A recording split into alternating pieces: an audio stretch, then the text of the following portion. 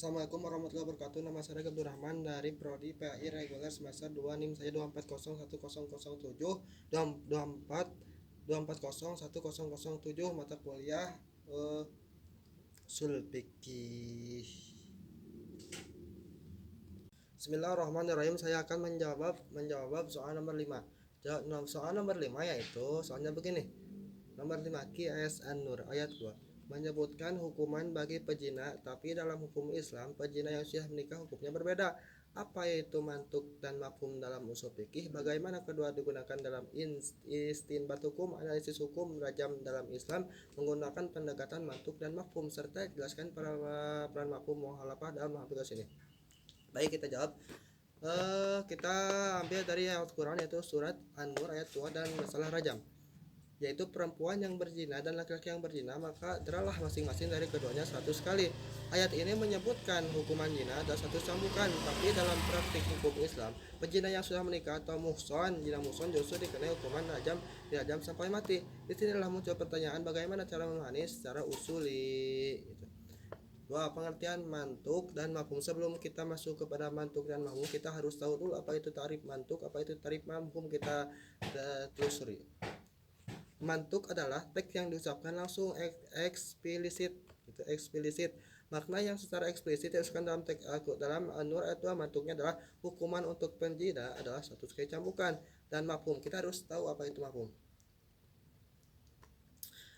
Mafhum itu adalah makna yang dipahami dari teks secara implisit, makna yang tidak disebutkan langsung tetapi dipahami dan dari struktur kalimat, konteks atau keumuman lawan dari teks. 3. Macam-macam mafhum, terutama mafhum mukhalafah. Yang relevan dalam kasus ini adalah mafhum mukhalafah argumentum maaf ya, tidak sengaja, yaitu memahami makna kebalikan dari teks. Contoh, mantuk jika orang berzina deralah 100 kali. Mafhum mukhalafah jika orang itu bukan pezina, misalnya suami nikah atau berzina, maka hukumannya bukan 100 cambukan. Ini menjadi titik penting dalam pembahasan hukuman rajam. 4. Analisis hukum rajam mantuk dan mafhum. Mantuk dari surat An-Nur ayat 2 itu berlaku untuk laki-laki dan perempuan yang berzina secara umum, namun tafsir dan korek mengatakan bahwa ini telah berlaku untuk gair muson, yaitu penzina yang belum menikah. Kalau penzina muson yaitu penzina yang sudah menikah. Kalau penzina gair muson yaitu penzina yang belum menikah. Dari yang lain sunnah sebagai sumber hukum, hadis-hadis mutawatir dan sahih menyebutkan bahwa Nabi merajam Ma'id al-Islami, dalam hadis riwayat Bukhari Muslim. Wanita Gomedia dalam hadis riwayat Muslim. Kasus Yahudi yang berzina hadis Bukhari dan Muslim. Artinya hukuman rajam adalah bagian dari sunnah atau fikih berasal dari Oke, meskipun tidak disebutkan dalam Al-Quran secara eksplisit. Rekonsiliasi penggabungan dengan pendekan maktun dan makhum. Surat An-Nur memiliki mantuk yang menyebut satu sambukan untuk penzina umum gair muson. Hadis-hadis sahih menjadi penjelas bahwa jika penzina sudah menikah maka hukumnya adalah rajam, jika belum menikah maka cambuk. Yang begitu adalah huruf so itu namanya. Jika penzina sudah menikah maka hukumnya adalah rajam, jika belum menikah, jika penzina sudah menikah itu zina muhson, berarti maka hukumnya adalah rajam. Kalau penzina yang belum menikah itu zina gair muhson, maka hukumnya adalah dicambuk. Mafhum mukhalafah dari surat An-Nur ayat 2 menunjukkan bahwa ayat ini tidak mencakup penzina yang sudah menikah, maka hukum bagi mereka yang tidak termasuk dalam kandungan ayat ini dan dijelaskan oleh sunnah. Implikasi usuli dan sosial. Usuli yaitu sunnah berfungsi sebagai penjelas dan pelengkap Al-Quran. Hukum tidak hanya diambil dari mantuk ayat tetapi juga dari konteks turut ayat, sunnah sahih, mafhum yang versi mafhum mukhalafah. Sosial fikih kontemporer itu praktik rajam dipandang keras oleh sebagian masyarakat modern. Namun secara usuli ia berdasar pada dalil sahih dan ijma, bukan sekedar tafsir tekstual. Dalam penerapannya, syarat pembuktian zina sangat ketat, empat saksi yang melihat langsung, yaitu sehingga preventif dan hampir tidak bisa diterapkan sembarangan. Kesimpulannya yaitu mantuk adalah makna eksplisit, sedangkan mafhum adalah makna implisit dari teks itu. Dalam Qiyas An-Nur, hukum 100 cambukan adalah untuk penzina belum menikah atau bisa disebut penzina gair muhson. Kalau zina muhson itu zinanya orang yang sudah menikah. Penzina muhson dikenai rajam berdasarkan sunnah dan tidak masuk dalam memantuk ayat tersebut. Sedangkan penzina mafhum mukhalafah menunjukkan bahwa hukum ayat itu tidak berlaku untuk kasus yang berbeda. Kondisi seperti penzina muhson. Dan 5. Syariat tetap rasional dan adil serta memiliki sistem hukum yang lengkap melalui pendekatan usuli yang menyeluruh. Kita kembali lagi ke awal, jadi kita harus tahu tarif dari apa itu mantuk. Dan mantuk adalah teks yang diucapkan langsung eksplisit, biasa disebut eksplisit, gitu. Maknanya secara eksplisit disebutkan dalam teks dalam An-Nur atau bentuknya ada hukuman untuk penjina adalah satu kecamukan. Mafhum adalah makna yang dipahami dari teks secara implisit. Makna yang tidak disebutkan langsung tapi dipahami dari struktur kalimat, konsep dan keumuman lawan dari teks. Sekian jawaban saya dari nomor 5. Terima kasih. Jawaban nomor 4, saya mengambil soal nomor 4, yaitu sebagian pihak menyatakan bahwa hukum-hukum syariat tidak relevan karena banyak yang sudah dinasah. Namun benarkah pemahaman ini apa yang dimaksudkan dengan nasih, mansuh, dan usul fikih? Bagaimana kriteria penempatan suatu ayat sebagai mansuh, dan usul fikih? Bagaimana kriteria penempatan suatu ayat sebagai mansuh? Berikan contoh ayat yang dinasah, dan daya penghapusnya, serta analisis implikasi soal fikih terhadap pemahaman saat ini. Ya baik, saya akan menjawabnya. Jadi jawabannya yaitu tunggu sebentar.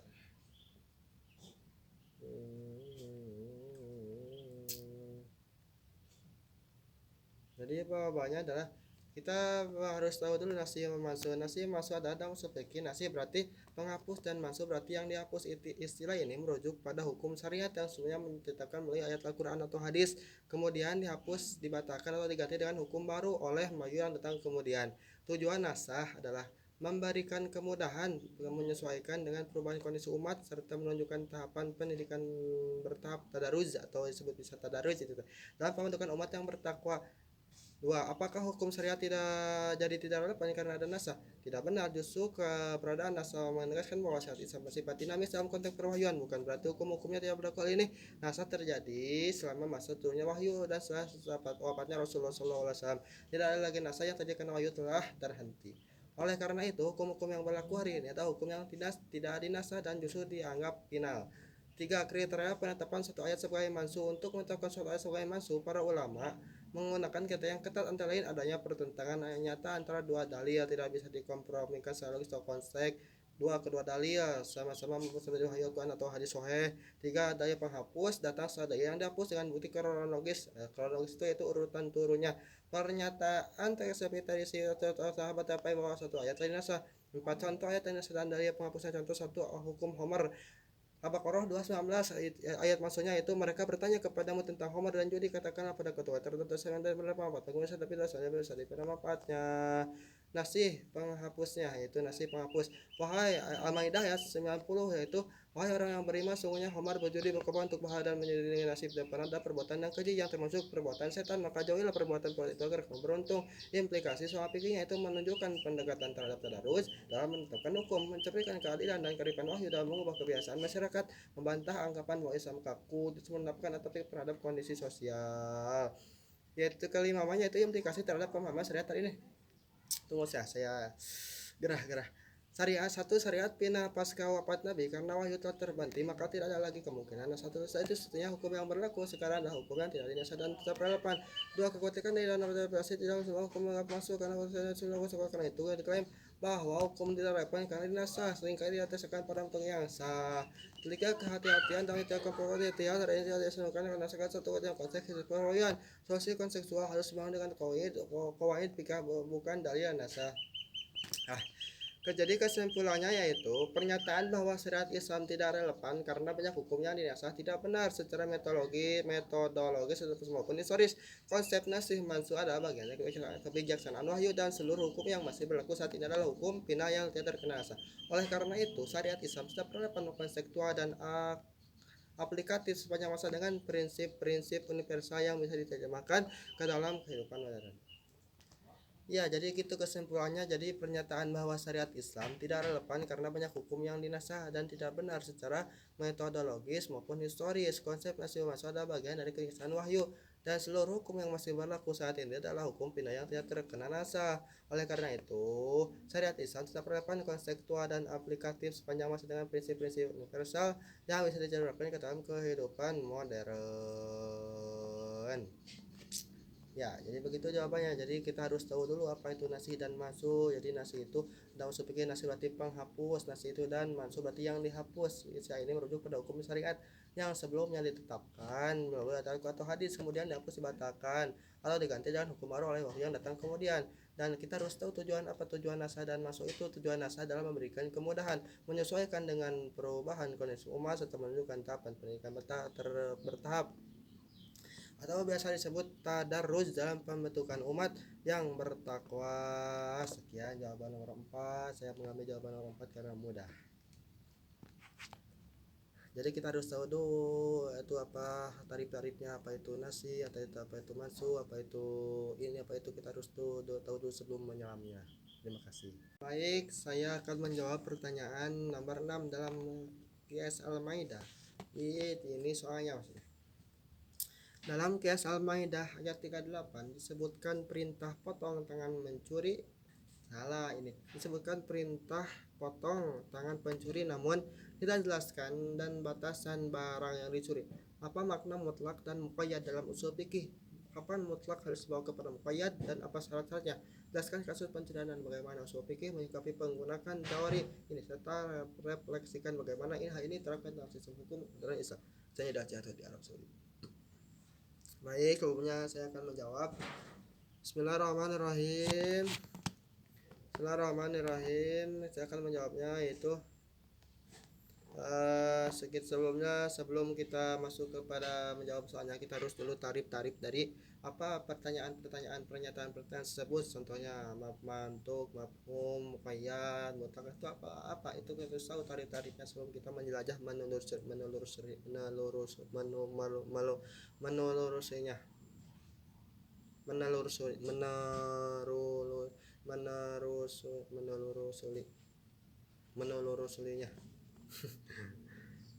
Makna mutlak dan muqayyad dalam usul fikih. Mutlak adalah lafaz yang menunjukkan makna umum atau tidak dibatasi. Contoh kata potonglah tangan pencuri, sarikun itu kan pencuri, Al-Maidah ayat 38. Kata sarikun bersifat mutlak, tidak dijelaskan apa yang dicuri, berapa nilainya atau tempatnya.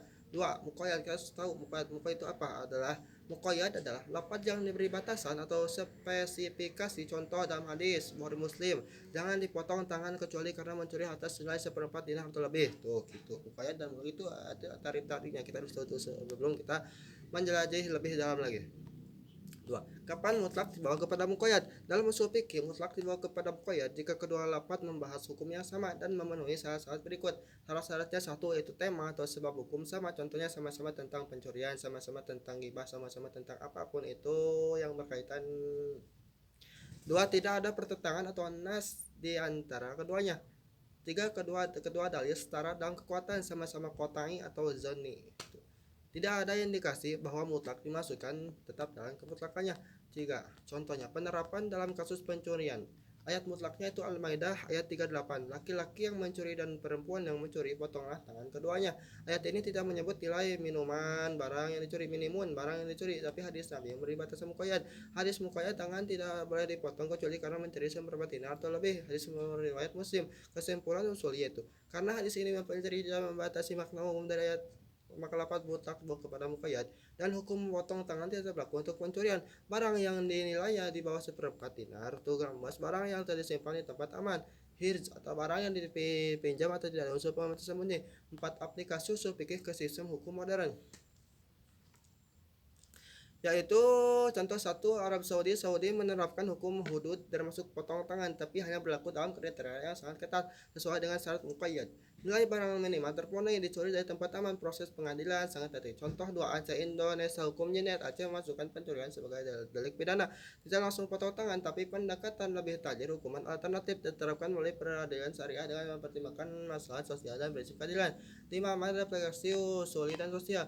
Aspek penjelasan usuli teori mutlak muqayyad menjaga agar hukum diperlakukan secara kaku. Ini menunjukkan fleksibilitas dan rasionalitas dan istinbat. Hukum tidak semua pencurian hukum potong tangan. Ada batasan syariat yang mencegah penerapan hukum secara zalim. Sosial modern dalam negara modern, penerapan hukum potong tangan dilakukan dengan kriteria ketat dan pengawasan yudisial, bahkan sering diganti dengan tajir. Keadilan prinsip muqayyad menjaga agar hukuman proporsional dan adil serta melindungi hak asasi manusia dari kesalahan penerapan. Jadi kesimpulannya adalah mutlak adalah lafaz umum yang belum dibatasi, muqayyad adalah lafaz yang membawa batasan. Dalam hukum pencurian, ayat mutlak dibatasi oleh hadis muqayyad sehingga potong tangan hanya diterapkan dalam kondisi tertentu. Pendekatan usul ini menunjukkan kehati-hatian syariat menjaga keadilan dan menghindari kekuatan hukum. Dalam sistem modern Aceh Saudi, penerapannya dilakukan dengan sangat selektif dan sering diiringi alternatif hukuman sesuai konteks sosial. Nah, jadi itu jawabannya. Kita harus tuh tahu kita tarif-tarifnya mutlak, muqayyad, usuli, apa itu kita harus tahu dulu sebelum kita menjelajahi yang lain. Jadi kita kembali ke awal adalah kita kembali ke awal jadi adalah makna mutlak dan muqayyad dalam usul fikih adalah mutlak adalah lafaz yang menentukan makna umum atau tidak dibasi, atau muqayyad adalah lafaz yang diberi batasan atau spesifikasi. Sekian jawaban saya, terima kasih.